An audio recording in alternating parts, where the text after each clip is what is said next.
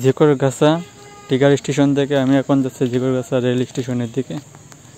তো এই মিটনিক পাহাড়ের মতো উঠতে হয়। এই যে এখন দেখতে পাচ্ছেন আমি চলে এসেছি ঝিকরগাছা রেল স্টেশন। এখন আমি এখানে আপনি কিছুক্ষণ সময় কাটাবো আর আপনাদেরকে দেখাবো এখানকার অবস্থাটা।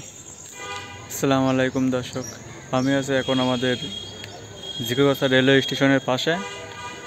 তো আজকে এখানে কিছুটা সময় কাটাবো। আর সামনে একটা লাল ব্রিজ আছে, ঝিকরগাছা রেল ব্রিজ। ওই ব্রিজটা পার হবে এবং এমনকি যে প্রথমে এখান থেকে আমি থাকাকালীন যে ট্রেনটা যাবে, ট্রেনটা আপনাকে আমি দেখাবো। তো আপনারা ভিডিওটা দেখতে থাকুন, আমি সামনের দিকে যাবো। স্টেশনে এসে আগে সামনে পড়লো রেল লাইন। আগের তুলনায় একদম আলাদা। আগে ছিল পাথর খুবই কম, কিন্তু এখন দেখতে পাচ্ছেন নতুন করে পাথর ফেলেছে আপনারা যেন মনে করেন না এগুলো আবার সিলেট থেকে এসে ফেলেছে, সিলেটের পাথর। রেল লাইনে এমনি পাথর থাকে, আগের থেকে বেশি ফেলেছে এখন আমি হাঁটতে হাঁটতে আসছি সেই লাল ব্রিজের দিকে।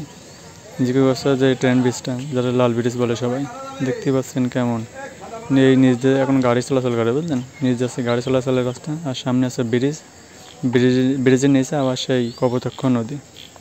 তো আমি আস্তে আস্তে আগচ্ছি সেই দিকে। তবে ওয়েদারটাও সেই সুন্দর ছিল, বিকেলের ওয়েদারটা দেখতে পাচ্ছেন। এক ভাই মনে হচ্ছে দৌড়চ্ছে। এক সময় আমার খুবই ভয় করতো এমনি হাঁটতে, কিন্তু এখন আর তেমন ভয়টাই করে না।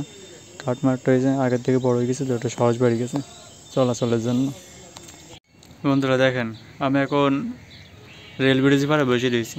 এই দেখেন এদিকে এটা আছে বেনাপোল রোড, আমার এদিকে যেটা দেখতে পাচ্ছেন। আর এদিকে যেটা দেখতে পাচ্ছেন এটা হচ্ছে স্টেশন, মানে ঝিকরগাছা স্টেশন। তারপরে এমনি যে যশোরে যায় ট্রেন। আর আমি এই দেখেন নিচে পানি। তো এখান থেকে আমি যদি পড়ে যাই তা আমি ডাইরেক্ট পানিতে পড়ে যাব।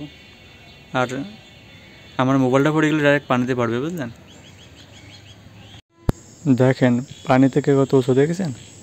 আর এইদিকে ওই সামনে দেখেন ঝিকরগাছা সেই বেনাপোল রোড, মানে বড় ব্রিজ, গাড়ি চলাচলের। আর এইদিকে দেখেন পানিতে কত উঁচু। আর ফাঁক ফুকতে যদি বাই চান্স আমার হাত থেকে ফোনটা পড়ে যায়, একদম পানিতে যাই পড়বে, বুঝলেন? কোনো লাইন নেই বাঁচানোর। তা আমি সামনের দিকে হাঁটতে রয়েছি, দেখি ট্রেন আসে কিনা। তবে আমি মাঝ পথে ফিরে আইছি, মনে ভাবতেছি ট্রেন যদি চলে আসে, যদি এখন ট্রেন আসবে না, দেরি আছে ট্রেন আসার। স্টেশন দেখেছেন একটা ট্রেনও নেই, মানে লাইন জুড়ে। ওই সামনে অনেক লোকজন দাঁড়ায় রয়েছে, মানে 10 মিনিট পর একটা ট্রেন আসবে, যে ট্রেন আছে মোংলায় যাবে। এই জন্যে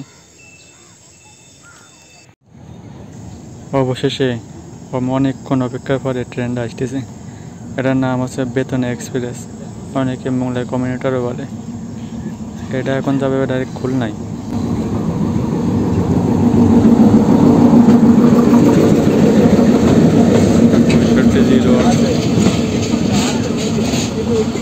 সমস্যা নেই, আজকে ফাঁকা আছে তো, ওইটা নেই।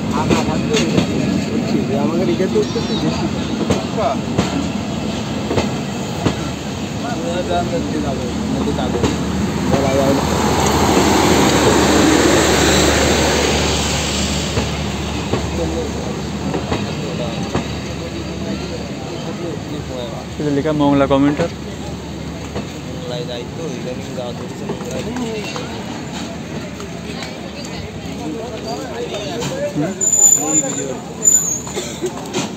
ট্রেন তো ভালো মতনই খালি আছে না?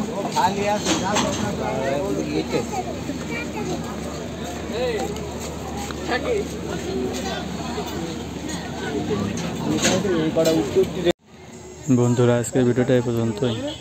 নেক্সট টাইম আমি ভালো নতুন ভিডিও দেওয়ার চেষ্টা করব, আপনারা কমেন্ট করে জানাইন।